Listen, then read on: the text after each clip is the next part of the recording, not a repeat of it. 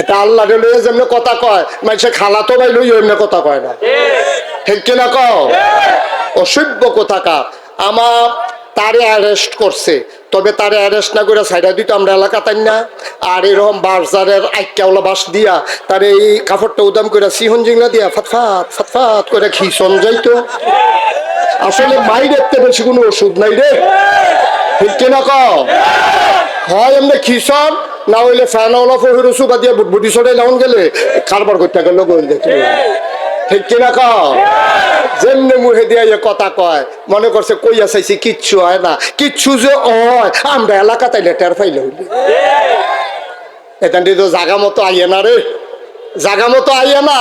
দুঃখজনক কি জানে, হ্যাঁ তেনা হইলে বুঝ জানা বড় বড় মার্খা মানুষ, তেনা হইলে ইসলামের বিরুদ্ধে আল্লাহর বিপক্ষে হাসতে হাসতে একটা কথা কইয়া লাইছে। দুঃখজনক হইল বাংলাদেশে যাদেরকে বুদ্ধিজীবী কয়, ঠান্ডা মাথার মানুষ যারা, তারা আবার তার পক্ষ নিয়ে বিবৃতি দেয়, ঠিক কিনা? তারা কয় মানবাধিকার লঙ্ঘন হয়েছে, মুক্ত চিন্তাকে নাকি আজকে বন্দী করা হয়েছে। আমি বলি তোমরা যদি মনে করো আল্লাহর বিরুদ্ধে কথা বলা মুক্ত চিন্তা, তোমরা যদি মনে করো নবীর বিরুদ্ধে কথা বলা মুক্ত চিন্তা, তোমরা যদি মনে করো ইসলামের বিরোধিতা মুক্তি চিন্তা, আমরা বলি তোমার এই মুক্ত চিন্তার গোষ্ঠী মারিয়াবি। তোমার এই মুক্ত চিন্তার অধিকার এই দেশে তোমাকে দেওয়া হয় নাই, ঠিক কিনা বলো? এটা বুদ্ধিজীবী। আপনারা তো আর সব খেয়াল করেন না, আমার আবার অনেক কিছু খেয়াল করন লাগে। আমি খেয়াল করে দেখছি বাংলাদেশে যদি বুদ্ধিজীবী সবজির দেখবেন তালুকা চলা, একটারও মাথার চুল নাই। আমি অনেকেরই জিজ্ঞেসি ভাই এই বুদ্ধির লোকে চুলের তো শত্রু থাকে রে, যে বুদ্ধি থাকলে চুল থাউন যেত না, কারণটা কি? অনেকে কয় যে হুজুর আমরা ওইটা চিন্তা করছি পাই না। আমি অনেক বইও বিচারছি পাই না, গুগলে সার্চ দিয়েও দেখছি আইয়া না। শেষ পর্যন্ত আমি অনেক গবেষণা করে বার করলাম, আমার মনে হয় বুদ্ধি গুতাইয়া এই অসভ্যের চুল বেড়াই আলগা করে লাইছে, ঠিক কিনা কও? এটি বুদ্ধিজীবী না, এটি বুদ্ধিজীবী নামের কলঙ্ক। যারা ইসলামের বিরুদ্ধে কথা কইয়া মনে করে বুদ্ধিজীবী, এইগুলো বুদ্ধিজীবী না, বুদ্ধিজীবী নামের কলঙ্ক। আমি এক মাহফিলও যখন কইছি এইরকম মানুষও আছে, দুই বেড়া ফাল দুইটা কইতে কো এখনো বইয়া রয়েছে আপনার চিনে নাতে এখনো আইয়া না, কোথায় গো? আমি এটি থায় ঢাকা। এটি কয়েক বছর আগে এটি বেশি পাওয়া গেছে, ওখানে একটু কম পাওয়া যাইতেছে, কিছু কিছু ওখানে আবার সুহি দিয়ে বাড়িতে আছে, ঠিক কিনা কও? সমূলে নিপাত করে দিতে হবে। এই বুদ্ধিজীবী জাতির জন্য দরকার নাই যারা ইসলামের বিরোধিতাকে সমর্থন করে, ঠিক কিনা বলো? আমি বলেছি রাজধানীতে শীততাপ নিয়ন্ত্রিত কক্ষে বসে ইলেকট্রনিক্স মিডিয়ার সুবাদে টকশোর নামে আল্লাহর বিরোধিতা করা সহজ, ইসলামের বিরোধিতা করা সহজ, নবীর বিরোধিতা করা সহজ। পাল্লা বাইরের জমিনে এসে বলো পিঠার চামড়া নিয়ে ঢাকা দেওয়া যাবে না, ঠিক কিনা বলো? এই টিহা দিয়ে তুমি গান দিবা, এই টিহা দিয়ে তুমি শিল্পী আনবা, এই টিহা দিয়া তুমি বাউল গান লাগাইবা, আর বাউলে আইয়া তোমার আল্লাহরে লইয়া গালাগালি করে দেবে, আর তুমি সেইটার জন্য ব্যবস্থা করেছো, এই জন্য তোমার টাকার মালিক বানানো হয় নাই, ঠিক কিনা?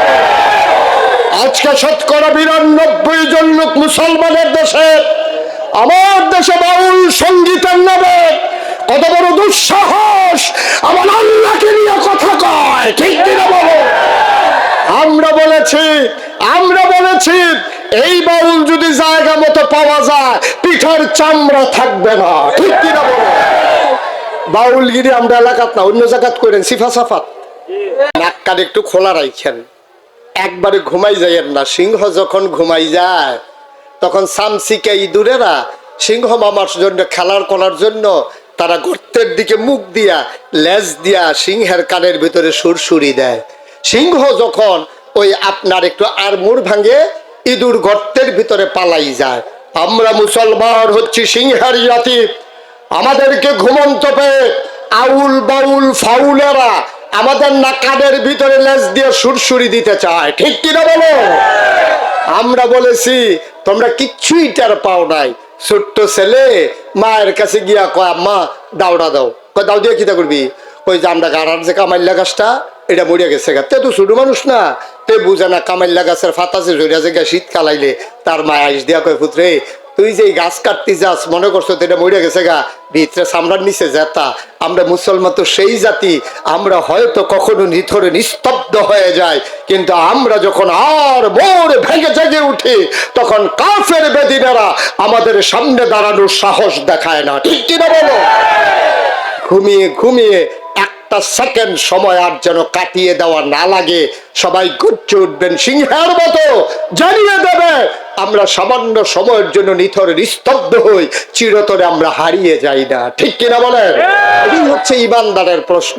এই ইমান নিয়ে কবরে যাইতে হলে সব জায়গায় চুপ করে থাকার কোনো সুযোগ নাই।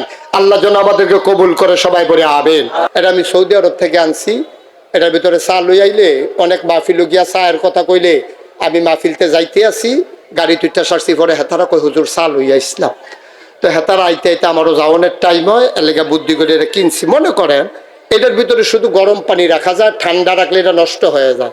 তা আপনাদের লিটন ভাইয়ের কাছে আমি বললাম, লিটন ভাই এটা আপনার কাছে আমানত, আপনি এটা 2 দিন ব্যবহার করবেন, এটা দিয়া চা রাখা খাইবেন, সাবধান ঠান্ডা পানি, বরফ, আইসক্রিম এটার ভিতরে কিন্তু ঢুকাইবেন না। আমি রাখা গেলাম, আমি ওনারে বাইরে এটা দিয়া সিএনবি মাত্র গিয়া সারছি। সিএনবি গেছি পরে আমরা 60 সোলার মুস্তাবিজে কয় বাবা আপনি কি ওই লিটন ভাইয়ের ফ্লাক্স দিয়া গেছিলেন? কয় হ। তো কই কি কইসলেন? আমি কইসলাম গরম পানি লইবেন, সাবধান এটার ভিতরে কিন্তু ঠান্ডা পানি, এটা আইসক্রিম টাইসক্রিম লইয়েন না। কয় আপনিও হেবাটার বাড়ির গাড়ারাত গেছেন না, এবার এটার ভিতরে 2টা আইসক্রিম লইস। কি লইছে?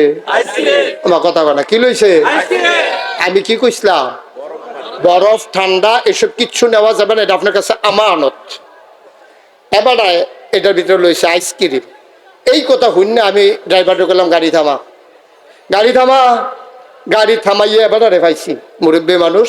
এবার রেফাই করলাম আইনো লিটন ভাইরা বাড়িতে এলাম। কই কে রে হুজুর? আমি এবার একটা ঘটনা ঘটাই লইছি। এবার কাছে আমানত রাখছিলাম একটা ফ্লাক্স গরম পানি লইতো, আমি বাড়তে এবার ঘরতে বাড়িতাম পারছি না। এবারে এটার ভিতরে 2টা যাইতে আইসক্রিম ঢুকাইছে ভিতরে, আইয়েন এটা গিয়া লই আই। এবার আইসে পরে আমি কইলাম যে লিটন ভাই আমার ফ্লাক্স দিয়ালো। লাগতো না আপনার যেমন লাগতো না, আমানত লাগতো না, আমার দিয়ালাম। আপনি মেয়ে আপনার কইলাম কি, আপনি করলেন কি? কইলাম গরম পানি ছাড়া লইয়েন না, আপনি শুরু করছেন আইসক্রিম দিয়া। এবার লোকের তো কয় ঠিক আছে, তুমি এটার উপযুক্ত না, তোমার কইছে কিতা, তুমি করছো কিতা? তোমার দিয়ে হুজুরে কইয়া গেছে গরম পানি লইতা, তুমি আইসক্রিম হয়েছো কিতা? হুজুর এটা লই এলাম, লিটন দিলাম। এখন এবারও আমার পক্ষে লইয়া কইছে যে হুনেতে কয় লিটন ভাইয়ের ওয়াইফ ভিতরের ঘরতে কইতাছে লুবি মানুষের এইরকম হয়, বেশি লুপ করে। মানা করছি না, আমি বাড়ি কইছি না। হুজুরে কইছে আইসক্রিম লইলাম, আপনার যাইতে আইসক্রিম হয়েছেন কিতা নিজ্ঞান হুজুর, আপনার টামনে নিজ্ঞান। এই কথাটা যদি হগলে কয় এটা কি ন্যায় হইব না অন্য হইব? ন্যায় কথা কইছে, কারণ আমি দিছিলাম এবারের কাছে এক কামে, এবারে কইরা বইছে আরেক কাম। তাইলে আল্লাহ তাবারক ওয়া তাআলার কাছে আমরা জানার মাল বিক্রি করার পরে আল্লাহ কয় জানার মাল তোমার কাছে আমানত, সাবধান। আমি যেমনি লিটন ভাইয়ের কইছি এই ফ্লাক্সও গরম পানি লন যাইব, বরফ ঠান্ডা পানি লন যাইতো না। আল্লাহ কইছে এই তোর জান তোর লগে দিলাম, এই জানটা ব্যবহার কইরা, শরীরের শক্তিটা ব্যবহার কইরা কোন সময় যদি স্লোগান দেওয়া লাগে স্লোগান দিবি আল্লাহর পক্ষে। ঠিক কি না? তুই যদি স্লোগান দেওয়ার লাগে দিবি আল্লাহর পক্ষে। আর এই যে টেহাডি তোরে দিলাম, এই যে ফুটপাত্র ক্ষেত দিলাম, বাজারও দোকান দিলাম, বাহ্যে ঘর দিলাম, সরণের লেগে যে এই গাড়ি দিলাম, সব তোর কাছে আমানত, সাবধান।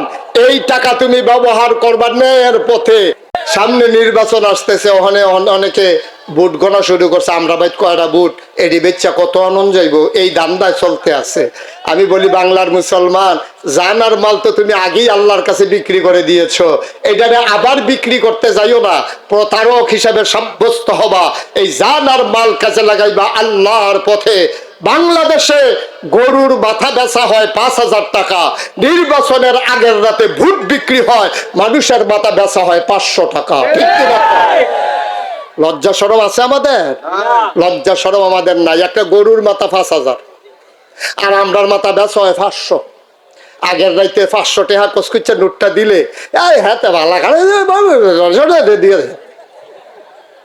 এই পৃথিবীতে একজন স্বৈর শাসক ছিল, সাংঘাতিক। মানুষ মেরালাইতো, গুম করে আলাইতো, হত্যা করে আলাইতো। আপনারা মনে করছেন আমি একজন বেরিয়েতের নাম কয়া আও না। আমরা দেশ এই পৃথিবীতে এইরকম একজন পুরুষ শাসক ছিল, নাম ছিল হাজ্জাজ বিন ইউসুফ। কি নাম? শুধু হাজ্জাজে মনে রাখেন, কি নাম? হাজ্জাজ। এই হাজ্জাজ বিন ইউসুফ তে ছিল সাংঘাতিক স্বৈর শাসক, বেয়াদব। কত আলেমদেরকে হত্যা করছে, মিম্বরতে নামাই দিছে, মাইক কাইরা লইয়া গেছে, মানুষকে কথার আগে তার হাত চলছে, কত মানুষকে তরবারি দিয়ে 2 টুকরা করে লাইছে, হাজার হাজার মানুষ এই লোকটা হত্যা। নাউজুবিল্লাহ কোনা দো। হাজ্জাজ বিন ইউসুফ একদিন খাইতে বইছে গড়, এ কথা শুনতেছেন নি মন দিয়া? এই হাজ্জাজ বিন ইউসুফ গড়ে গিয়া খাইতে বইছে, তো বউয়ে বাইরা দিয়া লগে দিয়া বাতাস করতে আছে, দেখছে যে মন্ডাওয়ালা। তারপরে হাজ্জাজ বিন ইউসুফের ওয়াইফ, কি ওয়াইফ?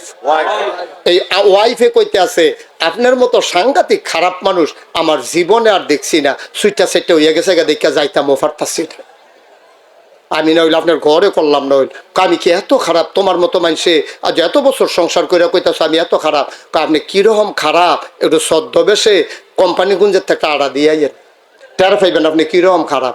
এবার এই কথার পরে একেবারে ছদ্মবেশে এবার যে বাদ সাজানো বোঝা না যায়, কাপড় চুপড় ফইরা, অন্য কাপড় ফইরা, ওই আমরা দেশে দেখবেন অনেকে শীতের কালো মাফলার বার করে, মাফলারটা 22 হাত, কারণ এটা এবার লাগে। মাহফিল হইলে এটা লাগে না, গানো মানো গেলে দাড়ি টাড়ি ঘুরতে এটা লাগে না। এবার এর লেগে আমরা বড় চাই এটা কিনা লইছে। এই বড় মাফলার লইয়া হাজ্জাজ বিন ইউসুফ গেছে, মনে করেন কোম্পানিগঞ্জ বাজারও গেছে। পরে কখনো গেছে কথা না, কই গেছো? কোম্পানিগঞ্জ বাজারও গেছে। পরে এক ভিক্ষুক আগে কয়, স্যার কিছু ভিক্ষা দিয়েন। হ্যাঁ, তো তার বুঝছে না এটা কেডা। তা হাজ্জাজ বিন ইউসুফ কয়, তুমি যে ভিক্ষা করো খুঁজছ, এই দেশের যে রাজা নাম উঞ্চনি, কয় নাম রে মুহ লইয়েন না, নাম রে মুহ লইয়েন, অসভ্য। তার কথা কইলে থাক ভাই ভিক্ষা দেন তো, তার নাম কইয়েন না। কারে কে রে? কয়তে যেই খারাপ মানুষ, আমরা তো তার নামও মুহ লই না। হাজ্জাজ বিন ইউসুফ মনে মনে কি আনন্দিত না রাগান্বিত? হাজ্জাজ বিন ইউসুফ রাগটা সিফা দিয়া দৌড়া, আচ্ছা তুমি যে আমারে কইলা এই কথাটা যে তার নামটাও লইয়েন না, দেখি এত খারাপ। তারে খারাপ কি তার নাম কি কেউ মুহ লইনি? অসভ্য। কারে এত খারাপ? কয় হ এত খারাপে। হাজ্জাজ বিন ইউসুফ রাগের মাথায় কয়, আচ্ছা তুমি যে হাজ্জাজ বিন ইউসুফ এতগুলা কথা কইলা, আচ্ছা মনে করো হাজ্জাজ বিন ইউসুফ তোমার সামনে মনে করো দাঁড়াই রইছে, দাঁড়াইয়া যদি জিগায় মানুষটা কিরকম, তখন কি কইবা? তে বুঝ জ্বালাইছে এই ডে দো, বুদ্ধি বেশি তো, ভিক্ষা করলো তার বুদ্ধি বালা, টনটুন না বুদ্ধি। যখন জিগাইছে যে মনে করো হাজ্জাজ বিন ইউসুফ তোমার সামনে দাঁড়াই রইছে, যদি জিগায় মানুষটা কিরকম, তখন তুমি কি তা কইবা? তে মনে মনে কয় খাইছি ধরা। আচ্ছা খুব পাতলা পাতলা করে দিয়া সাইডা দিব রে। ভাই সাহেব, ও ভাই সাহেব, মাসালা শুনে যান। আপনার ভোট পাইয়া কোনো খারাপ মানুষ যদি মন্ত্রী হয়, এমপি হয়, উপজেলা চেয়ারম্যান হয়, ভাইস চেয়ারম্যান হয়, ইউনিয়ন চেয়ারম্যান হয়, সাদা কাগজও লেখা রাখেন আপনার ভোট পাইয়া একজনের চেয়ারম্যান হইছে, হেতে বিখ্যাত সুর, হেতে হুদা গম চুরি করে না, বস্তাটা বেড়াইয়া চুরি কইরা ব্ল্যান্ডার করে শরবত বানাইয়া খাইয়া লাইছে, এরকম প্রমাণও আছে। হেতে হগিন্দি বেড়ির লেগে বিস্কুট আইছে, হেই বিস্কুট বানাইয়া হাতে খাইয়া বইয়া দিছে, ঠিক নি রে?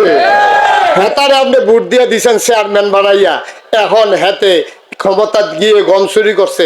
আপনি গম ফান আর না ফান, আমি নাগাই শরীফ সাপ কইয়া যাইতে আছি, আপনি গমের বাঘ ফান আর না ফান, তার যদি 500 গোনা হয়, আপনি খুঁজনের আগে আমল নামার দেখবেন 250 আইয়া রইছে।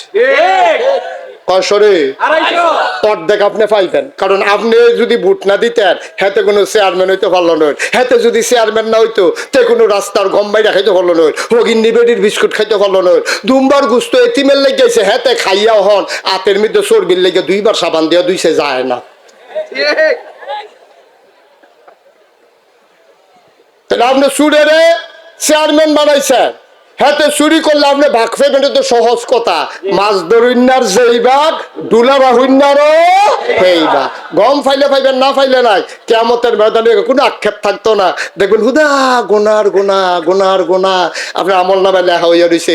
আপনি চিল্লান দিয়া কইবেন, আল্লাহ আমি তো এত গোনা করছি না, করছি কিন্তু এত তো করছি, আইলো করতে কই চুরের বুট দাও না, চুরের বুট দিও।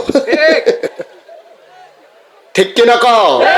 কারবার ঘটছে এইটা। আব্বা কদ্দুর চিন্তা ভাবনা কইরা চললেন, আপনার মাথাটার দাম আছেও, আপনি আশরাফুল মাখলুকাত, আপনি শিয়াল কুকুর না, আমরা গরু ছাগল না, আমরা জন্তু জানোয়ার না, আমরা মন যা চায় তা করতে পারি না। আল্লাহ আমাদেরকে একটা বিবেক দিছে, বিবেচনা দিছে, ভালো মন্দ বুঝার ক্ষমতা দিছে।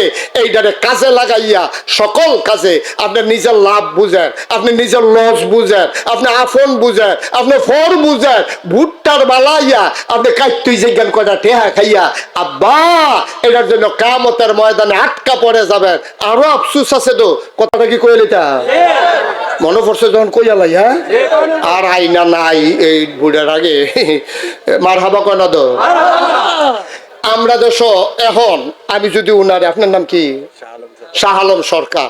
আমি যদি কই শাহ আলম ভাই আপনি বেশি সুবিধার মানুষ না, আর আপনি সুবিধা দেবেন না, আপনি আব্বা কি ভালো মানুষ, আপনার বাপে তো ভালো না, আপনি ভালো হইবেন কিন্তু মনে করেন উনারে আমি এই কথা কইলাম, শাহ আলম ভাই আমার কি তা কইব, কইলে হুজুর আমার কথা কইলে আরো 4টা কন, আপনারা আমি মহব্বত করি, আপনি আমারে মহব্বত করেন, আপনি আমার 2 কথা কইতে নে পারেন, কিন্তু আব্বা লইয়া কথা কইেন না, মরা বাপ লইয়া কথা কইেন না, কইজাত লাগে মরা বাপ লইয়া একটা কথাও কইবেন না।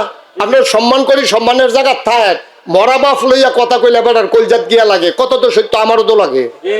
তাইলে মরা বাপ লইয়া আমি কথা কইলে আপনার কলজাত লাগে, আর আপনি যে নিজে ভোট দিতেন গিয়া নিজের বাপের নাম বদলাইয়া কুদ্দুচ্চার নাম কইলেন, সেইটা কিতা করেন? পয়লারটাতে ঠিকই কইছে, আলমগীরের ফুতে মোহাম্মদ কবির হোসেন কইছে, পরের বার ভোট দিতে গেছে জিজ্ঞেস আপনার নাম কি, কই কুদ্দুস। 1 2 না তো 6 জন এজেন্টের সাক্ষী, আনসার যেতে দরজাত করেছিল হ্যাঁ তেও সাক্ষী, পুলিং অফিসার সাক্ষী, আপনি 7 জনের সাক্ষী রেখা আপনি কইছেন আপনার আব্বার নাম কুদ্দুস, আপনার আব্বার নাম কি কুদ্দুস?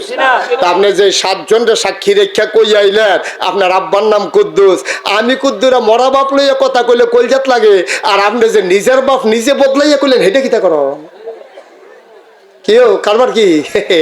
বাইরার বেরিয়েছে কইতাছে দর্শে জমবে বেড়াইতে বেরিয়ে বালা বেরিয়ে বালা এ বেরি জামিন নাম্বার বদলাইয়া ভোট দিয়েছে না, জামার নাম বদলাইয়া বেটি ভোট দিয়েছে না, বেটি করিমের বউ কই আইছে রহিমের বউ। পয়লারটা তো ঠিকই কইছি, পরেরটার বেলায় না গিয়া কইছে রহিমের বউ। আমি খালি আম্মারে ডাক দিয়ে এই কথাটা কইয়া যাই, আম্মা গো আপনি যেই দিন পরিচয় দিবেন আপনি রহিমের বউ, ভোট দেওয়ানোর পরে আপনি করিমের ঘর আর যাইয়েন না, আপনি আর করিমের বউ নাই, ঠিক কিনা? কারণ বিয়ার সময় 2 জন সাক্ষী হইলে 4, আর আজ আপনি সাক্ষী রাখছেন 7 জন। 7 জন সাক্ষী রেখা আপনি রহিমের বউ করিমের বউ কইছেন, করিমের বউ রহিমের বউ কইছেন, আমরা রে ধরে না, থাকলে না ধরতো কয় তারে কুতকুতি দেশকুতি তার অবসনা শৈল, তারে কুতকুতিয়ে ধরে না তো তার শৈল তো অবশ প্যারালাইজড, তারে হাতুড়া দিয়ে ডাক্তারে ফিটাসি আছে সেটা দুঃখ পায় না। আমরা ইমান যাইতে যাইতে এমন জায়গাত গেছে ওখানে আমরা বেঈমান হইলে টের পাই না, ঠিক কিরকম? বুদ্ধি বাসনের লেগে কামো লাগাইও, ইসলামে বেড়াত লাগানোর লেগে বুদ্ধি কামো লাগানোর দরকার নাই, ঠিক কিনা কও? সমাজের ভিতরে বিশৃঙ্খলার জন্য যেন তোমার বুদ্ধি কাজে না লাগে। আমরা সবাই মিলে সব সময় খেয়াল রাখবেন আপনার যা আছে তাই নিয়ে আপনি পাশে দাঁড়ান। আপনি 100 কম্বল দিতেন পারছেন না, আপনার ফাস্টফুড বিদেশ থাকে 2 বছর পরে পরে আইয়ে 5 বার আইছে 25টা কম্বল আপনি স্টিলের আলমারির উপরে ধূপ দিয়ে রাখছেন, একটা গাও দিয়া আর বাহিরের ভাই চাইয়া কইছেন গাও দিয়া যাইতাম পারতাম না রে, টেম্পার নাই তো, টেম্পার নাই যখন বুঝা লাইছে এইটি লই এখনো বইয়া রয়েছেন গিয়ে হগিন্ডে বেড়ি দিয়ে আছে গ্রামও, শীতের লেগে দিয়ে ঘুমাইতে পারে না, কেউ জি নাই ফুক নাই জামাই নাই, আন্দাইরও নিরাল বউয়ের লইয়া গিয়া ডাক দিয়া বিলে না গো আমার ফুতের লেগে দোয়া করে কম্বলটা তোমারে দিলাম, জান্নাত বিচারতেন বছরে বছরে উমরা করণ লাগে না, ওই বেডিটারে হগিন্নি বেডিটারে কম্বলটা দেওয়ানোর লগে লগে এ বেডি সিল্লান দিয়া কইছে আল্লাহ শীতের ভিতরে ঘুমাইতাম পারছি না, যে কম্বল দিয়ে আমার ঘুম ফারাইছে তুমি তারে জান্নাতে জায়গা দিও, দোয়া কবুল। আপনি বছরে বছরে উমরা কইরা জান্নাত বিচারেন, কাবা ঘরে গিয়া জান্নাত দি ঘরের গাড়াত ফইরা রইছে বইয়া রইছেন কিতে, একটা কম্বল দেন। যেই পোলাটা লেখাপড়া করতে আছে কষ্টের কারণে অভাবের কারণে পড়তে পারে না, তার 2টা বই কিনা দেন, একটা খাতা কিনা দেন। যেই ভাইয়ার বিয়ে হয় না গ্রামবাসী হগলে মিল্লা তাই বাপ নাই 5টা জিহালাইয়া বেড়ায় মারা গেছে, হগলে মিল্লা চান্দা তুললে আইতেন বিয়া দিয়ালেন না, জান্নাত কি বিচারণ লাগে সৌদি আরব গিয়া? জান্নাত বিচারতেন আপনি কোম্পানি কোন যান কিতে, হ্যাঁ মুদি মালে না পাওয়া যায়, জান্নাত নাই তো হ্যাঁ ঠিক কিনা কও? একটু চিন্তা করে চললেন। এই চিন্তা করে যারা চলছে তারাই অমর হইয়া রয়েছে। এই যে মুশতাক ফয়েজি, আমি আপনারা গ্রামে কিন্তু আবার মাহফিল আসলাম, অনেক আগের কথা। সেই সময় আসার পরে এখনো আমি চিন্তা করি, আমি মুশতাক ফয়েজি, আমার যেহেতু এই নামটা মানুষের চিনে, একটা পরিচয় হয়েছে, এর লেগে আমার দায়বদ্ধতাও বেশি। আমি ইচ্ছে করলে, আমি যে টেহা চিনি না তা না, আমি ইচ্ছে করলে মেল ফ্যাক্টরি দিতে পারতাম, আমি ইচ্ছে করলে বড় কোনো শিল্প কারখানা দিয়া কোটি কোটি টাকার মালিক হইতে পারতাম। আমি কথা দিয়া মানুষকে বুঝাইতে পারি, মানুষ আমার কথা শুনে আমি ইচ্ছে করলে স্বাবলম্বী অনেক ধনী মানুষ হইতে পারতাম। কিন্তু আমি চিন্তা করেছি জাতির জন্য কিছু করা দরকার। এটা বেড়াগিরির লেগে কইলাম না, এটা কইলাম এই জন্য আপনারা ওইরকম কইরেন, মাঝে মাঝে কইরেন। গুস্ত দিতেন পারেন না, নবীও কই গুস্তর লগে 2টা আলু আর কুদুর ঝুল বাড়াই দাও। তারে গুস্ত দিতে না পারলে 2টা আলু আর ঝুল তোমার স্বাস্থ্য বাইরে দিয়াইও। সুইটারি গুস্তের লেগে কান্দে, হেতে তো বাতে আনতে পারে না, গুস্ত আনবো কেমনে? সুবহানাল্লাহ কইতেন না? এমনি এমনি করলে করণ যায়। আপনি বুদ্ধি কাজে লাগাবেন ইসলামের পক্ষে, এই জন্য আল্লাহ আপনার বুদ্ধি দিছে। আর আপনি বুদ্ধি কাজও লাগাইয়া আপনি গ্রামের ভিতরে ভেস লাগাইবেন, হেতার লগে হেতারে দলাদলি লাগাইয়া বইয়া বইয়া চা খাইবেন। এখন তো অনেকে চা খায় না, সর খায়। চা খায় না, চাই বিলে ক্ষতি হয়। এখন চা বাদ দিয়া সর খায়। এই বাইতে সেই বাইত মেলো যাইব 500 টাকা রিক্সা ভাড়া। হ্যাঁ ভাই আমার বাইতে তো বাড়িতে খেতের লাইল পরে, রিক্সা এই রাস্তায় তো নাই, কোনো না। হ্যাঁ 500 টাকা রিক্সা ভাড়া, এই টাকা খাইয়া আমার দেশের বিচার কাজ। ঠিক কিনা কন? এই যে উঠছে যে এই ছেলে, এই ছেলে, হ্যাঁ চায় না মনে হয় জনতে মেয়ে। তুই চাইলে না, তুই ফিরে চাইবা না? তুমি ডাকতে আছে ক আমারে ডাহে, আমি দি মাইয়া পান হুজুরে দু ছেলে কয়। কারবার দেখ উঠতেন না, একটু খেয়াল করে বসেন, আমি ছেড়ে দেবো ইনশাআল্লাহ। এখনো উঠার মতো সময় হয়েছে না, আমি বুঝি কোন সময় উঠা লাগবে। সবাই কোন আমিন, দূরে কোন আমিন। আমি বাংলাদেশেও কত জায়গায় গেলাম, দেশের বাইরেও কত জায়গায় গেলাম। আমরা এই এলাকা, বাইরে তো আমরা এলাকায় গেল কোন ইচ্ছা কাইক দিলে না গাইসার বাইরে কয় কায়, কিন্তু আমরার ভিতরে যে এখন এইরকম মানুষ আছে, ফুরারা বাস খালি সাদুইটা বইয়া রয়েছে। জিংলার বাড়ি যখন খাইবা টের পাইবা তখন।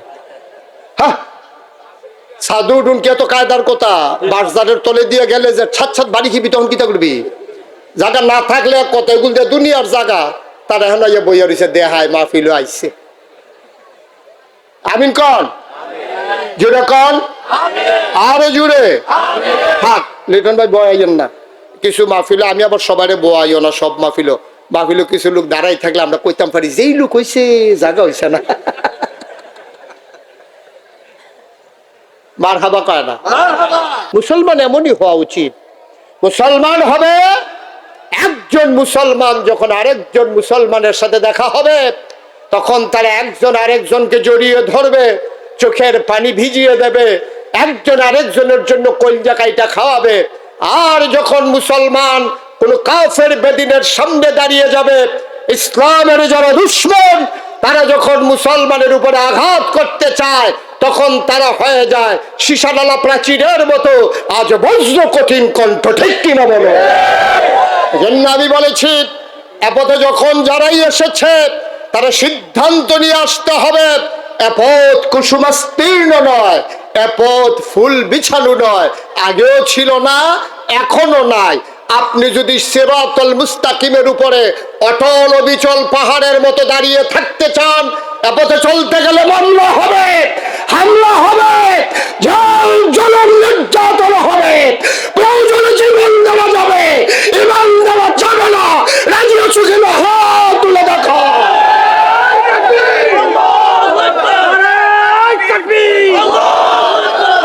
সব ব্যাপারে আপোষ করা যায় না। আমাদের দেশে মাসালা কয় জান বাঁচান ফরজ, কয় নাকি কয় না? এটি হুজুরতে বেশি কয় সাহস্টল বইয়া বইয়া আরে বাড়া যেমনি যে টিক্কা রয়েছি কেমনে রে, জান বাঁচান ফরজ এটা লুফে টিক্কা রয়েছি না। আপনি কই পাইছেন এই কথা? জান বাঁচানো ফরজ না, কোন জায়গায় জান দেওয়াটা ফরজ। ঠিক কিনা কয়? জান বাঁচানোর ক্ষমতা তো আপনার নাই, এই অধিকার আপনার নাই। মন দিয়ে শোনো, গভীর মনোযোগ।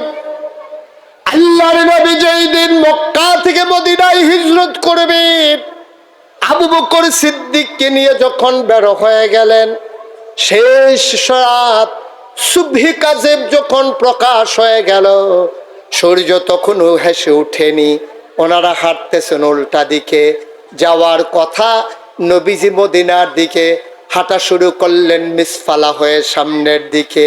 ও মুসলমান, আবু বকর সিদ্দিক দেখে কয়, ও নবী আমার, সূর্য উঠে গেছে, আলোকিত হয়ে গেছে দুনিয়া, রাখালেরা বের হয়ে গেছে পশু নিয়া, আমরা বোধহয় আজকে ধরা পড়ে যাব, আর বোধহয় বাঁচার উপায় নাই। আল্লাহর নবী বললেন, আবু বকর, ও আবু বকর, খুঁজে দেখো পাহাড়ে কোনো গুহা পাও নাকি। আবু বকর সিদ্দিক ঘুরে ঘুরে সাউর গুহা পেয়ে গেলেন। এবার বললেন, ইয়া রাসূলুল্লাহ, ইয়া হাবিব আল্লাহ, গুহা পেয়ে গেছি, চলেন ঢুকে যাই। আল্লাহর নবী ঢুকতে চাইলেন, আবু বকর হাত ছড়িয়ে রাস্তা গুহার মুখে দাঁড়িয়ে গেলেন। আল্লাহর নবী বলেন, তুমি কেন রাস্তা আটকালে, আমাকে যেতে দাও গুহার ভিতরে। আবু বকর সিদ্দিক চোখের পানি ছেড়ে দিলেন, ডাক দেয়া কইয়া, রাসূলুল্লাহ, আপনি একটু চুপটি করে দাঁড়ান, আমি একটু ভেতরে দেখে আসি। কয়, কি দেখবা? কয়, আমি দেখতে চাই পাহাড়ি গুহা, সাপ আছে নাকি, বিচ্ছু আছে নাকি, কোনো হিংস্র জন্তু জানোয়ার আছে নাকি যা আপনার ক্ষতি করতে পারে। আল্লাহর নবী চোখের পানি ছেড়ে দিলেন, আবু বকরকে জড়াইয়া ধরলেন। ডাক দেখো, আবু বকর রে, ও আবু বকর, তুমি যদি গুহায় ঢুকো, আমি ঢুকলে সাপ আমারে কামড়াবে, তুমি আবু বকর ঢুকলে তোমারে কামড়াবে না। আবু বকর সিদ্দিক ডাক দেখো, নবী, আমার মতো 100 আবু বকর মরে গেলে ইসলামের কিচ্ছু হবে না, আপনি নবী না থাকলে ইসলাম থাকবে না।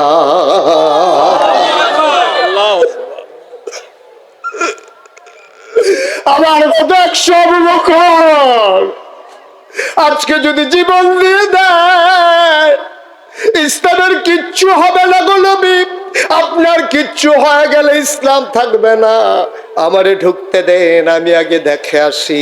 আল্লাহর নবী ঢুকে গেলেন। আবু বকর প্রথমে ঢুকলেন, গুহার মুখে দাঁড়িয়ে আবু বকর ডাক দেয়, আহলান সাহলান মারহাবা, মোস্ট ওয়েলকাম, গুহার ভিতরে আপনাকে স্বাগতম। আবু বকর সিদ্দিক ঢুকলেন। নবী বললেন, শরীরটা বড় ক্লান্ত, বিশ্রামের বড় প্রয়োজন। আল্লাহ নবীকে শোয়ানোর জন্য আবু বকর আসন পেতে বসলেন। নবী কুলের ভিতরে মাথা রেখে শুয়ে পড়লেন। এবার নবীজি যখন শুয়ে পড়েছেন, তিনি ক্লান্ত শরীর নিয়ে তিনি ঘুমিয়ে পড়লেন আবু বকরের কুলের মাঝে। আবু বকর আলতে করে কপালে টিপে দেয়, চুলের মাঝে বিলি কেটে দেয়। সুবহানাল্লাহ কয় না? আবু বকর তাকায়া দেখে গুহার ভিতরে অসংখ্য গর্ত, সবগুলো গর্ত দিয়ে সাপের জিহ্বা দেখে যায়। তিনি পাগড়িটাকে টুকরা টুকরা করে ছিললেন, সবগুলো গর্ত বন্ধ করে দিলেন, আমার নবীকে যেন ধ্বংসন করতে না পারে। কাপড়ের টুকরা শেষ, গর্ত রয়ে গেল আরো একটা। কাপড়ের টুকরা গর্ত একটা রয়ে গেছে। ও ভাইরার মুসলমান, আবু বকর চিন্তায় পড়ে গেলেন, এখন কি করা যায়। তিনি আবার আস্তে করে নবীর মাথা মুবারকের নিচ থেকে নিজের পাটা টেনে টেনে বের করলেন, ওই গর্তের মুখের ভিতরে পা দিয়ে চাপা দিয়ে রাখলেন। বিষাক্ত সাপ বের হতে না পেরে আবু বকরের পায়ের ভিতরে ধ্বংসন করলেন। শরীরটা বেশি নীল হয়ে গেল। আবু বকরের কান্না আসতে চায়। আবু বকর চিন্তা করে, আমি যদি আওয়াজ করে কাঁদি, আমার নবীর ঘুম ভেঙে যাবে। তিনি দাঁত দিয়া ঠোঁটটাকে কামড়ে ধরেছেন, বিষের যন্ত্রণায় নীল হয়ে গেল, আওয়াজ বের হতে দিলেন না। মুফাসসিরিনে কেরাম, মুহাদ্দিসিনে কেরাম কয়, আবু বকর আওয়াজ থামাইবা ঠোঁট কামড়ে ধরে, চোখের পানি থামাইবা কি দিয়া।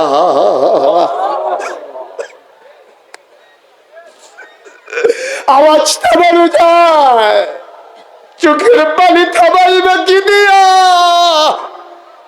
আবু বকরের চোখ দিয়ে টুপ টুপ করে 2 ফোঁটা পানি পড়ে গেল নবীর গাল মুবারকে। নবী চমকে উঠলেন, থমকে দাঁড়ালেন, আশ্চর্যান্বিত হয়ে গেলেন। নবী উঠে বসলেন, তাকায়া দেখে আবু বকরের শরীরটা নীল হয়ে গেছে। আবু বকর সিদ্দিক, তার শরীরটা নীল, আর গাল বেয়ে বেয়ে টপ টপ করে পানি পড়ে।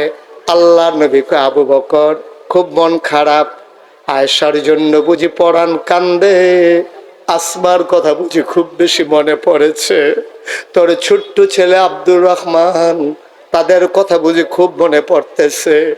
আবু বকর সিদ্দিক কান্দে আর কয়, নবী গো, ও নবী, মক্কার ছোট বাচ্চাগুলা খিদার জ্বালা যখন সইতে পারে না, ওয়া ওয়া করে যখন কান্না করে, মক্কার মায়েরা আপনার দরজায় এসে দাঁড়িয়ে যেত, আপনার চেহারা মুবারক ছোট বাচ্চারা যখন দেখতো আপনার দিকে তাকাইয়া তাদের খিদার কথা বাচ্চারা ভুলে যেত। যেই নবীর চেহারার দিকে তাকাইলে বাচ্চারা খাবারের কথা ভুলে যায়, খিদার কথা ভুলে যায়, কষ্টের কথা ভুলে যায়, ওই নবী আমার কুলে, আর আমি চিন্তা করব ঘরের কথা। কেমন করে ভাবলেন নবী, তাইলে কাঁদো কেন? আবু বকর সিদ্দিক কয়, নবী গো, সাপ আমার পায়ে ধ্বংসন করে দিয়েছে। নবী বললেন, কেন বললেন না কথা? আবু বকর সিদ্দিক কয়, আপনি ঘুমিয়েছিলেন, ঘুম ভাঙানোর সাহস আমার হয় নাই। আল্লাহর নবী বলে, দেখি দেখি দেখি কোথায় কামড়ে দিয়েছে। আবু বকর পা দেখালেন, আর আল্লাহর নবী লালা মুবারক লাগাইয়া আঙ্গুলের মাথায় ওই সাপের ধ্বংসিত জায়গায় লাগিয়ে দিলেন। আবু বকর সিদ্দিক কয়, আমার পাটা আগে যত আরামে ছিল, নবীর লালা মুবারক লাগার পরে মনে হচ্ছিল আর চাইতে বেশি আরাম পেয়ে গেছি।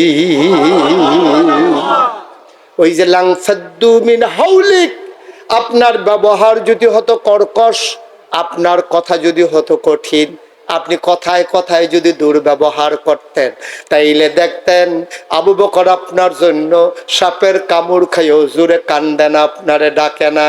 কারণ হলো ওই যে ফাবিমা রাহমাতিন মিনাল্লাহি লিনতা লাহুম, আপনার মনটাকে আল্লাহ এমন নরম করে বানাইছে, রুহামাউ বাইনাহুম আশিদ্দাউ আলাল কুফফার।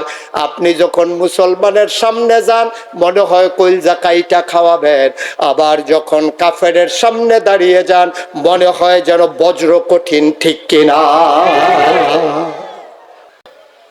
মুহাম্মাদুর রাসূলুল্লাহ সাল্লাল্লাহু আলাইহি ওয়াসাল্লাম, ওনাকে যখন নিয়ে যাওয়া হলো মেরাজে, প্রথমত নিয়ে যাওয়া হলো মসজিদে আকসার সামনে। আল্লাহ নবী যখন বোরাক থেকে নামলেন, তিনি তাকিয়ে দেখলেন মসজিদে আকসার সামনে অনেকগুলো ওট, ভেড়া, অনেকগুলো ওট, দুম্বা, গাধা, অনেক পশু পাখি দেখা যায়। দেখা গেল অধিকাংশই হলো বাহন, যেখানে চড়ে, যার উপরে চড়ে মানুষ আসে, ওট, গাধা, ঘোড়া। আল্লাহর নবী জানতে চাইলেন এইগুলাতে চড়ে কারা এসেছে। জিবরাইল বললেন, ভেতরে চলেন, দেখবেন কারা এসেছে। তিনি মসজিদের ভিতরে ঢুকলেন, কানায় কানায় পূর্ণ মসজিদ, কাতারের ভিতরে একটুও জায়গা নাই। আল্লাহর নবী জানতে চাইলেন, জিবরাইল আমি বসবো কোন জায়গায়? এবার জিবরাইল বলেন, আসেন, সামনে আসেন। আল্লাহর নবী তাকিয়ে দেখলেন ওরা মসজিদ কানায় কানায় পূর্ণ, শুধু ইমামতের জায়গাটা খালি। জিবরাইল দেখে বললেন, নবী আমার, আজকে এতদিন আপনি শুনেছেন আপনি ইমামুল মুরসালিন, আজকে তার প্র্যাকটিক্যাল হবে, আজকে তার বাস্তব প্রমাণ হবে। বাস্তব প্রমাণের জন্য আপনাকে নিয়ে আসা হয়েছে। মসজিদে যাদেরকে দেখছেন সব নবী এবং রাসূল। এখানে আদি পিতা আদম, জাতির পিতা ইব্রাহিম, সব নবীরা এখানে বসা আছেন। আল্লাহর নবী বললেন, ইমামতের জায়গায় কেউ একজন মুরব্বী বসে গেলেই তো হয়। জিবরাইল ডেকে কয়, নবী গো, ও নবী, আপনি জানেন না আজকে ইমামতের জায়গাটা শুধু আপনার জন্য নির্দিষ্ট। আপনি যে ইমামুল মুরসালিন, এতদিন ছিল কথার কথা, আজকে তার বাস্তব প্রমাণ হবে। সকল রাসূলগণের মুসল্লি বানাইয়া ইমামের জায়গায় দাঁড়াইয়া আপনি 2 রাকাত নামাজ পড়াইয়া আপনি যে রাসূলগণের ইমাম, তার আবার নতুন করে প্রমাণ হয়ে যাবে। বলেন সুবহানাল্লাহ। নবীর বিখ্যাত উপাধি কয়টা? কথা না, মন দিয়ে শুনেন নাই না? কয়টা উপাধি? 1 নম্বরে ইমামুল, 2 নম্বরে খাতামুন। আল্লাহর নবী শেষ নবী প্রমাণ। নবী নিজেই বলেন আনা খাতামুন নাবিয়্যিন লা নাবিয়্যা বাদি, আমি হলাম সর্বশেষ নবী, আমার পরে আর কোনো নবী নাই। সুবহানাল্লাহ। ইন্তেকালের 81 দিন আগে আল্লাহ ডেকে বলেন, ও নবী আপনি দুনিয়ার মানুষকে জানাই দেন, আয়াত নাজিল হয়েছে নবীর ইন্তেকালের 81 দিন আগে। সেই দিনটা ছিল ইয়াউমুল আরাফা, এই দিনটা ছিল ইয়াউমুল জুমা, দিনটা ছিল শুক্রবার জুমার দিন, দিনটা ছিল আরাফার দিন। নবী বসেছিলেন উটের পিঠে, অদুলি লগ্ন পরন্ত বিকেল, সূর্য ডুবু ডুবু প্রায়, সূর্যের সোনালি রুটটুকুন নবীর চেহারা মুবারকে পড়েছে। সেই দিন ময়দানে 1,24,000, আরেক হাদিসে এসেছে 1,25,000 সাহাবা সেই দিন ময়দানে ছিলেন। নবীর উপর ওহী নাজিল হচ্ছিল, তিনি মুচকে হাসলেন, সবাইকে ডেকে বললেন শুনো শুনো শুনো। সেদিন মাইকের ব্যবস্থা ছিল না, কোনো সাউন্ড সিস্টেম ছিল না। 1,25,000 মানুষ ময়দানে, আমার নবী খালি মুখে ডাকলেন, সামনের মানুষটা যেমনে শুনলেন পেছনের মানুষটাও ঠিক তেমনি শুনলেন। স্পেশাল কোয়ালিটি, অনন্য বৈশিষ্ট্য নবীর মুআজিজা। তিনি ডাকলেন আর সবাই মিলে সমহারে এই নবীর ডাক শুনলেন। নবী ডাকে বললেন শোনো, এইমাত্র একটা আয়াত নাজিল হয়েছে, শুনবা নাকি? সাহাবায়ে কেরাম বলেন যদি শোনাতে চান। আল্লাহ নবী বললেন আল-ইয়াউমা আকমালতু লাকুম দীনাকুম, তোমাদের জন্য আজকের এই দিনে পরিপূর্ণ করে দেওয়া হলো, তোমাদের জন্য আজকের এই দিনে পরিপূর্ণ করে দেওয়া হলো দীনাকুম, তোমাদের ধর্ম। সুবহানাল্লাহ।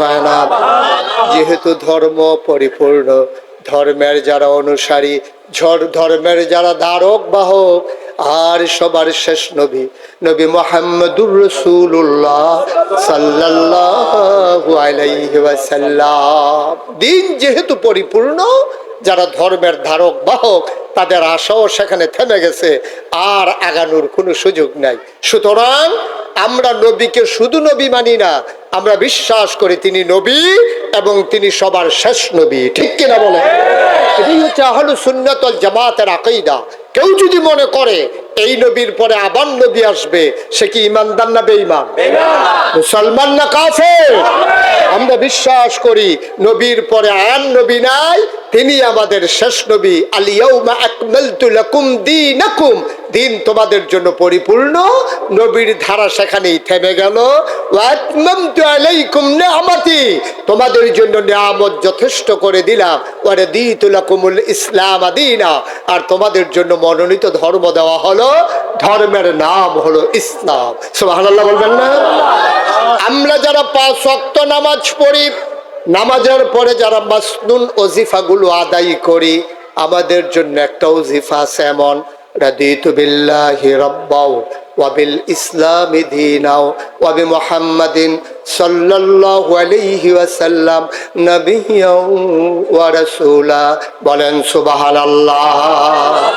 নবীর বিখ্যাত 3টা উপাধি, তিনি ইমাম মুরসালিন, আবার প্রমাণ পাওয়া গেল তিনি খাতামান নাবিয়্যিন, 3 নম্বরে তিনি রাহমাতুল লিল আলামিন। প্রমাণ আছে নাকি নাই? আল্লাহ তাবারক ওয়া তাআলা তার ব্যাপারে জানিয়ে দিলেন, ও বাইরার মানুষ, মুরাদনগরের মানুষ, ও টঙ্গীর মানুষ, সিএনবির মানুষ, পার্শ্ববর্তী বিভিন্ন এলাকার মানুষ, মন দিয়ে শুনো রে ভাই ও মুসলমান। আল্লাহ তাবারক ওয়া তাআলা তার নিজের ব্যাপারে ওয়াজ করে দিলেন, আলহামদুলিল্লাহি রাব্বিল আলামিন, সমস্ত প্রশংসা কেবলমাত্র শুধুমাত্র একমাত্র আল্লাহ রাব্বুল আলামিনের জন্য। আজকে মাগরিবের পরে মুবারক সময়ে বাইরার মাহফিলের মানুষেরা আমরা আল্লাহর কাছে জানতে চাই, মাওলা ও রব্বে করিম, বুঝে নিলাম তুমি হইলা সমস্ত জগৎ সমূহের জন্য রব, লালনকারী, পালনকারী, জীবনদাতা, বিধানদাতা, হায়াত দাতা, মউত দাতা, তুমি রিজিক দাতা, তুমি রহমান, তুমি রাহিম, তুমি সত্তার, তুমি গাফফার, তুমি আইয়ুব, তুমি ওয়াদুদ। সুবহানাল্লাহ কয় না? সব বুঝে নিলাম মাওলা। 5 ওয়াক্ত নামাজি প্রতি রাকাতে তোমার ব্যাপারে আমরা ঘোষণা দিয়ে দিলাম আলহামদুলিল্লাহি রাব্বিল আলামিন। আবার জানতে মন চায় আমার নবীর ব্যাপারে তোমার পক্ষ থেকে ঘোষণা কি জানিয়ে দাও। তোমার ব্যাপারে ধারণা সমস্ত জগতের রব তুমি। এবার আমরা জানতে চাই আবার নবীর ব্যাপারে ধারণা কি। আল্লাহ ডেকে ডেকে কয় তো সমস্ত জগতের জন্য রব হইলেন আল্লাহ, আর সমস্ত জগৎ সমূহের সকল প্রাণীর জন্য, সমস্ত মাখলুকাতের জন্য আমার নবী হইলেন রহমত। যত জায়গায় আল্লাহ রব তত জায়গায় আমার নবী রহমত। সুবহানাল্লাহ বলবেন না? আমার একটা জায়গা নাই যেই জায়গায় আমার আল্লাহ রব না, এমন একটা জায়গা নাই যেই জায়গায় আমার নবী রহমত না। যত জায়গায় আল্লাহ রব তত জায়গায় আমার নবী রহমত। শুধু কি তাই, কোরআনুল কারীমে আল্লাহ কত সুন্দর করে ওয়াজ করে দিলেন, ফাবিমা রাহমাতিম মিনাল্লাহ, ফাবিমা রাহমাতিম মিনাল্লাহি লিনতা লাহুম ওয়ালাউ কুনতা ফাযযান গালিযাল কলব লানফাদ্দু মিন হাওলিক ফা'ফু আনহুম واستغفر لهم وشاورهم في الأمر فإذا عزمت فتوكل على الله إن الله يحب المتوكلين سبحان الله বলবেন না? ও মুসলমান, আল্লাহ ডেকে কয় নবী আল্লাহর পক্ষ থেকে আপনার সাথে যেই রহমতটা দেওয়া হলো ওই রহমতের মাধ্যমে লিংতালাহুম আপনার মনটাকে সবার জন্য আমার আল্লাহ নরম করে বানাইছে। বলেন সুবহানাল্লাহ। ওয়ালাউ কুনতা ফাজ্জান গালিজাল কলব আপনার মনটা যদি শক্ত হতো, যদি কঠিন হতো, লাংফাদ্দু মিন হাওলি আপনি দেখতেন আপনার চতুর্পার্শ্বে যারা মৌমাছির মতো গুনগুন গুনগুন করে আপনাকে ছেড়ে যেতে চায় না। উহুদের প্রান্তরে কাফেরের আঘাতে আপনার দন্ত মুবারক যখন শহীদ হয়ে গেল, কাফেরেরা আপনাকে ঘেরাও দিয়ে ফেললো, তীর মারতে শুরু করলো, সবাই মনে করেছেন আপনি বোধহয় শেষ। ও নবী, সেই দিন আপনার কয়েকজন সাহাবা পিঠটা পেছনের দিকে দিয়া আপনার দিকে সামনে দিয়া মানব ঢাল তৈরি করে দাঁড়িয়ে গিয়েছিল। সবগুলা তার তীর পিঠে লেগেছে আর আপনাকে তারা পাহারা দিয়েছে, কারণ আপনার মনটা নরম। এই জন্য সবাই মিলে আপনার চতুর্পাশ ওরা ছাড়তে চায় না। ওয়ালাউ কুনতা ফাজ্জান গালিজাল কলব আপনার মনটা যদি শক্ত হইতো আপনি উহুদের প্রান্তরে দেখতেন, মদিনার প্রান্তরে দেখতেন, বিভিন্ন যুদ্ধের ময়দানে দেখতেন, লাংফাদ্দু মিন হাওলিক আপনার চতুর্পার্শ্বে যারা জীবন দেওয়ার জন্য প্রস্তুত, আপনার শক্ত মনের কারণে তারা আপনাকে ছেড়ে চলে যেত, ঠিক কিনা? তারা আপনাকে এত মহব্বত করে নিজের জীবনে আঘাত সইতে জানে, তারপরে আপনার গায়ে ফুলের টোকা পড়তে দেয় না। ও বাইরার মুসলমান, আল্লাহ তাবারক ওয়া তাআলা আমাদের যিনি নবী দিলেন, এই নবীর ব্যাপারে বিখ্যাত 3টা বিষয় তিনি দিয়ে দিলেন। অসংখ্য নবী এবং রাসূল দুনিয়াতে এসেছেন, কাউকে আমার নবী এই 3টা আল্লাহ রাব্বুল আলামিন কোন নবীকে আল্লাহ এই 3টা জিনিস দেন নাই। 1 নম্বরে আমার যিনি নবী, আপনার যিনি নবী, তিনি ইমামুল মুরসালিন। বলেন সুবহানাল্লাহ। আমার যিনি নবী তিনি রাহমাতুল লিল আলামিন। আমার যিনি নবী তিনি খাতামান নবিয়্যিন। বলেন সুবহানাল্লাহ। 1 নম্বরে তিনি ইমামুল মুরসালিন, তিনি রাসূলগণের ইমাম। মঞ্চে যারা আছেন সবাই একটু কথা বললেন, ওনারা তো আর আমার মাহফিলের নিয়ম জানে না। অনেক মাহফিলে মঞ্চে থেকে কথা কয় না কেন, তারারে নামাইয়া নিচের থেকে কইন না তুলছি। আপনারা যে বইলেই যে থাকতে পারবেন বিষয়টা এমন না, আওয়াজ করলে থাকতে পারবেন, নাহলে আমি বলার আগে নাইমা যাওয়া লাগবে। সবাই মিলে প্রাণবন্ত একটা মাহফিল হবে, চুপ করে কথা শোনার কোনো সুযোগ নাই। তাইলে 1 নম্বরে তিনি ইমামুল, এটার প্রমাণ আছে নাকি নাই? জোরে পড়েন আমিন। সুতরাং আপনি এই কথাটা মেনে নেন যে আপনি যখন ইসলামের প্রকৃত অনুসারী হবেন, আপনি যদি ইসলামের ব্যাপারে আপোষ না করেন, সব ব্যাপারে আপোষ করাও যায় না। আপনার জমিন একজন দখল দিছে, আপনার অনেক জমিন আছে, আপনি যদি আপোষ করে ফেলেন, এটা করতেই পারেন যে আমার অনেক জমিন, একটানি জমিন নাইলে চলে গেল আর কি, আমি এটা নিয়ে আর মামলাতেও গেলাম না, পিটাপিটিতেও গেলাম না। আপনার সন্তান মরে গেছে, আপনি মনে করেছেন আরো 4টা সন্তান আছে, একটা না হয় মরে গেছে আর কি, কি আর করা যাবে, আল্লাহর হুকুম সব মেনে নেওয়া যায়। আপনার জমির ক্ষতি মেনে নেওয়া যায়, সন্তান চলে গেছে মেনে নেওয়া যায়, কিন্তু ইমান তো আমাদের একটাই, আমরা সব সইতে পারি, ইমানের উপরে আঘাত সইতে পারি না। ঠিক কিনা বলো? এই ব্যাপারে কোনো সন্দেহ আছে আমাদের? আমরা সবাই ইমানদার, এই ব্যাপারে আমাদের কারো কোনো সন্দেহ নাই। আমাদের আমল কম বেশি হতে পারে, কিন্তু ইমানের ব্যাপারে কোনো সন্দেহ নাই। কিছু কিছু কথা আছে যেইগুলার কারণে ইমান চলে যায়, এটা আমরা বুঝিও না। কারণ আপনার লুঙ্গিটা যদি খুলে পড়ে যায়, যাদের সামনে খুলে গেছে সবাইকে এই তোর লুঙ্গি খুলে জেগেছে, আপনিও টের পাইতেছেন লাল্লারাইয়া লুঙ্গিটা খুলে পড়ে জেগেছে আছে। তাহলে লুঙ্গি খুললে গেলে টের পাওয়া যায়। ইমান এমন একটা জিনিস, এটা যাদের সামনে যায় তারাও টের পায় না, যার গেছে তেও টের পায় না। ঠিক কিনা কর? সব জায়গায় বুদ্ধি খাটানো যাবে না তো। আমরা যে বুদ্ধিমান এতে কোনো সন্দেহ নাই। আল্লাহ রাসূল আমাদের জন্য দোয়া করে গেছেন, আখিরি জামানার নবীর ব্যাপারে আল্লাহর একটু আলাদা দয়া আছে। এই দয়ার কারণে আল্লাহ তাবারক ওয়া তাআলা আমাদেরকে বুদ্ধি দিয়ে দিয়েছেন। সুবহানাল্লাহ বলবেন না? আমরা সবাই বুদ্ধিমান, কিন্তু বুদ্ধি কাজে লাগাইতে হবে ইসলামের বিপক্ষে না পক্ষে? যেরকম মারহাবা। তাহলে যেই কথাটা বলতেছিলাম, ইমানের ব্যাপারে কোনো সন্দেহ নাই। তাইলে আমরা কথা কথা আমরা আল্লাহ কইন্নাল্লাহ হাশতারা, আল্লাহ কিনে নিয়েছেন মিনাল মুমিনিনা, আমাদের কাছ থেকে, আনফুসাহুম ওয়া আমওয়ালাহুম, আমাদের জান, আমাদের মাল। এখন যখন কিনার প্রশ্ন আসছে, আমাদেরও জানার ব্যাপার আসছে, জানার মাল যেই জিনিসটা দিয়ে কিনছেন ওই জিনিসটা কি জানার দরকার আছে নাকি নাই? আল্লাহ যেহেতু জানার মাল কিনছে, কিচ্ছু না কিচ্ছু দিয়া তো কিনছে, এই জিনিসটা কি? ওই জিনিসটার নাম কি? বিআন্না লাহুমুল জান্নাহ। যেই জিনিসটা দিয়া জানার মাল কিনছে ওই জিনিসটার নাম হলো জান্নাত। সুবহানাল্লাহ বলবেন না? তাইলে আমরা জানার মাল বিক্রি করে দিছি কার কাছে? যেই জিনিসটা দিয়া বিক্রি করছি ওই জিনিসটার নাম কি? জান্নাত। তাইলে আমরা জান্নাতের মালিক, আর জানার মাল নিয়ে গেছে আল্লাহ।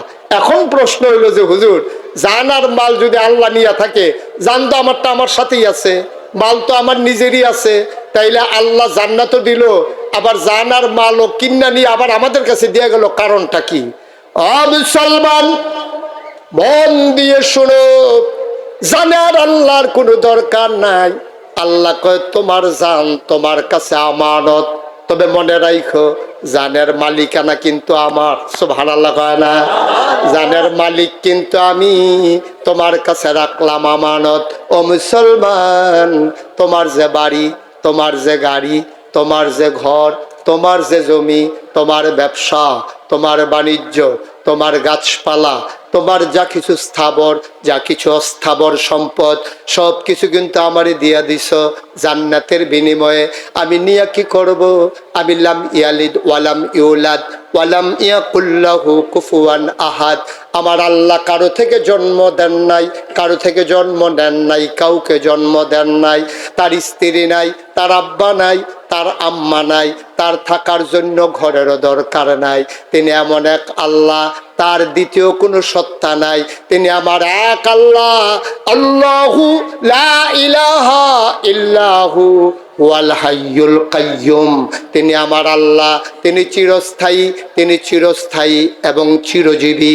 ও মুসলমান, আল্লাহ ডাক দেয়া কয়, বান্দারে আমি তোর জান নিয়া কি করব, আমি তোর মাল নিয়া কি করব, জানো তোর মালও তোর কাছে আমানত, সাবধান সাবধান, আমার আমানতের মাল আমি যেমনে বলি এমনে ব্যবহার করবা, এর বাইরে ব্যবহার করা যাবে না, ঠিক কিনা?